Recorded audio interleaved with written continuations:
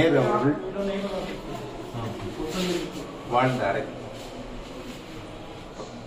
வெளியிலிருந்து வருகின்ற விருந்தினர்களை சந்திக்கின்ற ஒரு அறையாக இது இருக்கின்றது.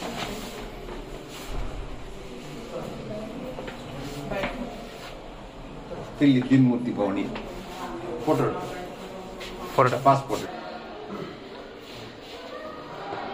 ஜவஹர்லால் நேரு அவர்கள் ஒன்றிய முதன்மை அமைச்சராக இருந்த பொழுது அவருக்கு பல நாடுகளில் இருந்து வழங்கப்பட்ட பரிசுகள் இந்த அறையில் வைத்திருக்கின்றார்கள். அதோட அடியில் தெரிவது பஹ்ரைன் நாட்டிலிருந்து வழங்கிய ஈச்சமரம், அநேகமாக தங்கமாக தான் இருக்கலாம். இது போல பல பொருட்களை பல அலைகளில் இங்கு வைத்திருக்கின்றார்கள்.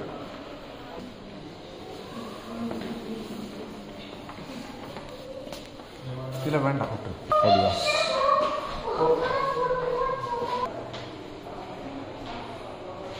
தில்லி தீன்மூர்த்தி பவனில் ஜவஹர்லால் நேரு அவர்கள் பிரதமராக இருந்த பொழுது அவரது மகள் இந்திரா வாழ்ந்த அறை இதுதான்.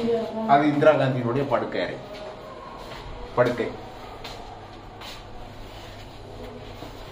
இந்திரா காந்தியினுடைய எழுத்து மேசை, அவருடைய வாசித்த புத்தகங்கள் எல்லாம் இங்கே வைத்திருக்கின்றார்கள்.